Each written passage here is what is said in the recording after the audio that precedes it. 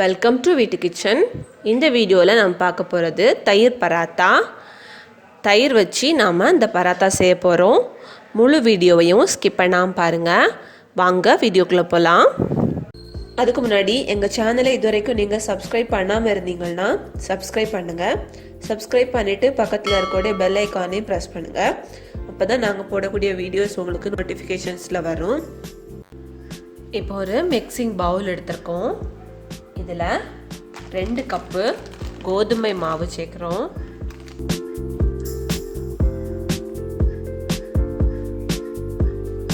இது கூடால இதுக்கு தேவையான அளவுக்கு உப்பு சேர்த்துக்கலாம். 1 ஸ்பூன் மிளகாய்த்தூள், சிறிதளவு மஞ்சள் தூள்,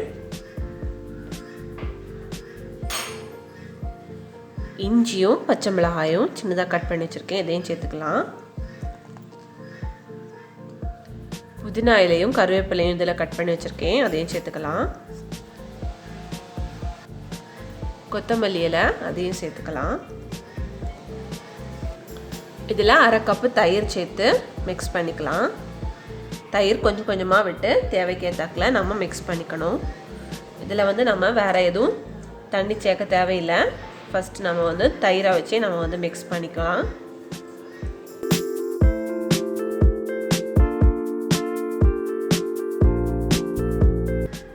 இதுக்கு கூடால 1 ஸ்பூன் அளவுக்கு ஆயிலும் சேர்த்துக்கலாம்.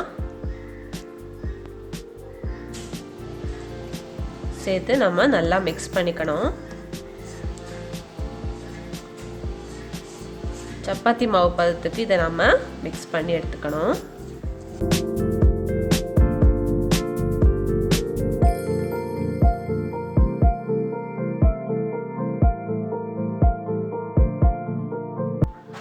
இந்த அளவுக்கு நம்ம மிக்ஸ் பண்ணி எடுத்துக்கணும்.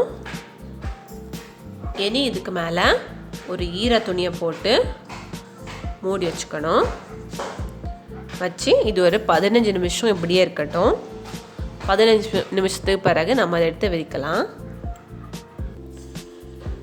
இப்போது 15 நிமிஷம் ஆயாச்சு. மாவு நல்லா சாஃப்டாக நமக்கு ரெடி ஆகியாச்சு.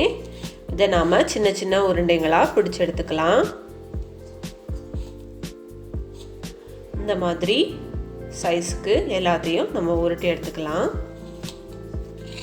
இனி ஸ்லாபில் நம்ம ஃபஸ்ட்டு மாவு போட்டுக்கலாம்.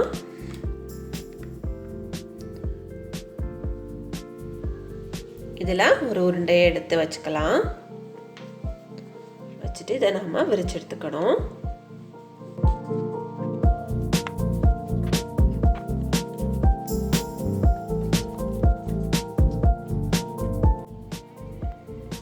இனி இதுக்கு மேலே கொஞ்சம் போல் ஆயில் விட்டுக்கலாம்.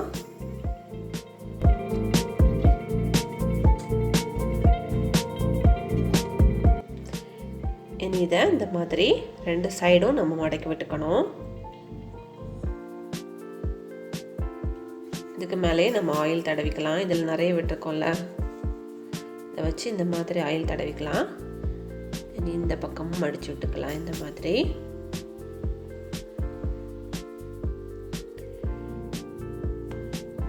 இனி இதை நம்ம விரிச்சுக்கணும்.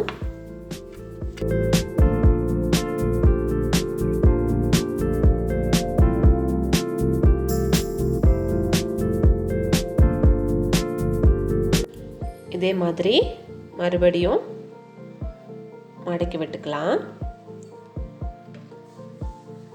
ஆயில் போட்டுக்கலாம். இப்படி செய்யும்போது நமக்கு நல்லா சாஃப்டாக லேயர் லேயராக கிடைக்கும். அதுக்காக தான் நம்ம இப்படி செய்கிறோம்.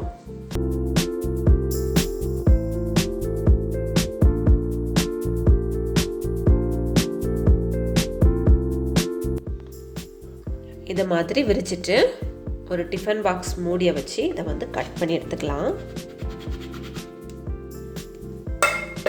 அப்போ நமக்கு ரவுண்ட் ஷேப்பில் பராத்தா கிடைக்கும். ரொம்ப தின்னாக விரிக்க வேண்டாம். இந்த மாதிரி ஓரளவு திக்காகவே விரிச்சுக்கலாம். இதை மாதிரி நம்ம எல்லாத்தையும் விரிச்சு எடுத்துக்கணும். இப்போது ஸ்டவ் ஆன் பண்ணி அதில் நம்ம தோசைக்கல்லை வச்சுருக்கோம். இதில் நாம் ரெடி பண்ணி வச்சுருக்கக்கூடிய இந்த பராத்தாவை போட்டுடலாம்.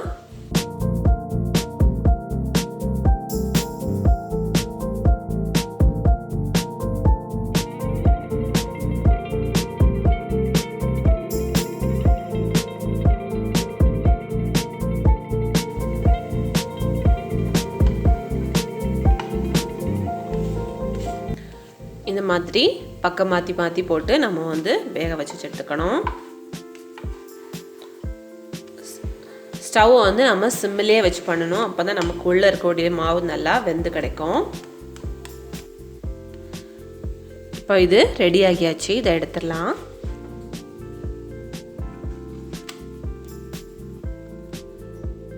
இதே மாதிரி நம்ம எல்லாத்தையும் சுட்டு எடுத்துக்கணும். பாருங்கள், நம்மளோட தயிர் பராத்தா சூப்பராக ரெடி ஆகியாச்சு. இதை நீங்கள் உங்கள் வீட்டில் ட்ரை பண்ணி பாருங்கள்.